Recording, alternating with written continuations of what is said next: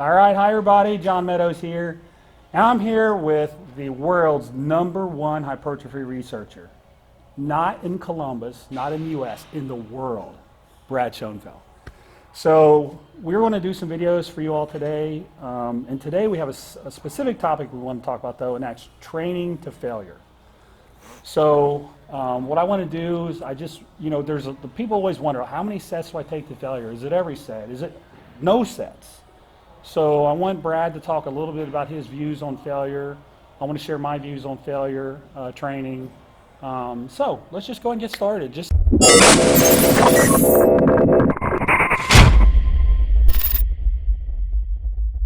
in general, Brad, like in terms of how many sets do you take to failure, just what are your general thoughts on that? Sure.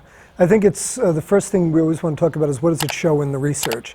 And interestingly, the research is very equivocal on it. There's not been that many studies that have actually looked at the topic. The problem with most of the studies that have is that they've been in untrained subjects who, of course, are going to have different recovery abilities. They're making gains at a much quicker rate, so it really gets confounded, and there really has not been much good literature on well-trained resistance-trained subjects, particularly those that are more bodybuilding oriented. So with that said, most of what, and by the way, the literature that has been studied on the topic seems to not show a benefit towards training to failure. But again, you have to take that with a big grain of salt based on the limitations of the research. And I think that's an important caveat to bring up here. So then it comes down to, well, what is the practical implications of it? And that we have to try to derive some of that from the literature. And what I would also say, it's not binary training. It is binary, you can train to failure or not train to failure. But when it comes to not training to failure, let's say we're not going to train to failure. At what point are we stopping? Right. So, and what is the repetition range? So is it a 5-rep range where we're stopping at 1 rep?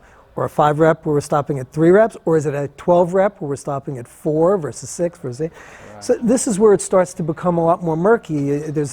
You have to draw some inferences more based on what we know through our own practice. And what I would say is that I do think there is a potential benefit towards training to failure. I think if anything, it's a stimulus. Basically, the body responds to a given stimulus that's applied to it, a stressor. And if you apply novel stressors, that's going to maximize a growth response or bring about adaptation. So there is, at least in theory, I would say that going to failure at least some of the time will bring about a positive adaptive stimulus. I do not think that, I think that training to failure too often is a negative.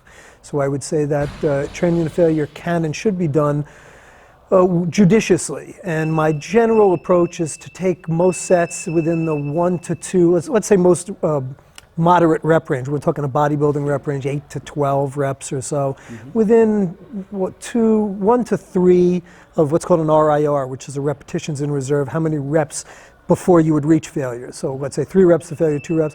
And somewhere in that 1 to 3 range for your most working sets, and then take your last set to failure on most of the most sets. That would be a kind of a general guideline, and then of course you have to adapt that to the individual. Okay, so well, let me ask you this. Let me take it a step further. So what about going beyond failure? Yep. What about, drop sets and all that kind of stuff? And I do, again, think there is the potential application for it, but again, they must be used judiciously.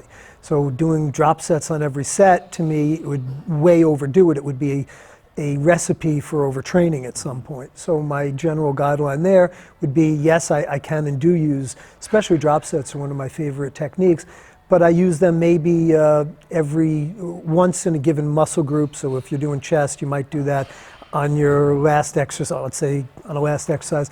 I think they're particularly effective on machine-based training where you could just put a pin in where you don't have to strip off the weights, which is a little more of a pain.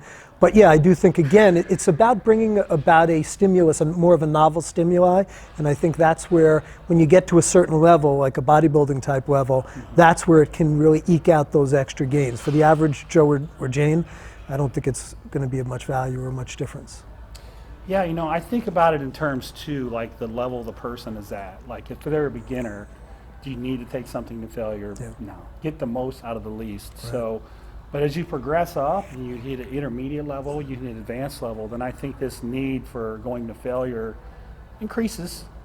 And then maybe when you get to a really high level, then maybe going beyond Increase it those even more. increases. Yep. But I couldn't agree more though. You know, I'll do a video and I'll do something very, very hard and people just assume, well, John, how do you do all your sets that way? It's like, actually that was just one set. You didn't see the other 10. And Brad talks about a concept there, reps in reserve. And it's interesting because when I set up my training programs, generally on a given exercise, I'll have 3 to 4 sets, and like 3 of the sets there'll be a few reps left in the tank. Certainly it's not where there's 10 reps left in the tank, but there might be a few. And then on the last set, I tend to like to go to failure with good form, and then I feel like, okay, you've kind of maxed out what you could get out of that exercise.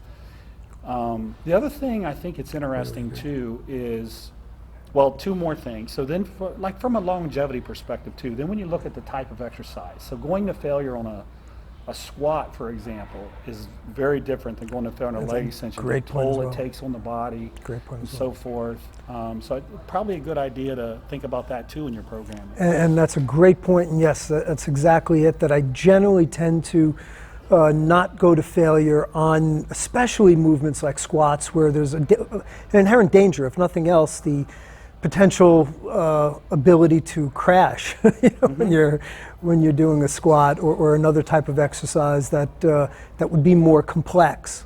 I tend to limit those, and your larger muscle groups. So yeah, I think machine-based movements, single joint movements lend themselves, and when you do, as you know, squat to failure, you're coming out a lot more crashed than you are just from let's say in a leg extension.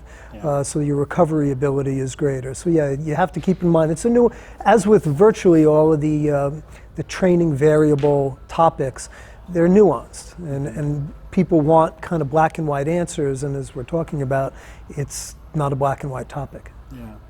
So I think some of the key things that you all can take from this is, number one, we do like training to failure, but you got to be very, very careful about how you do it. And what Brad and I are talking about is essentially perhaps 1 set of each given exercise, and maybe not even all 4 exercises. Right. The compound movement, you may not even want to take a bench press set to failure, which I'm with you on that, because that is very difficult on your connective tissue and joints. And so it's okay to use them, but be judicious. Certainly no more than 1 set on any given exercise, and then look at the exercise type. As Brad talks about, is it a machine? Well, that's probably going to, or a single joint movement. Those are going to lend themselves a little better to failure training.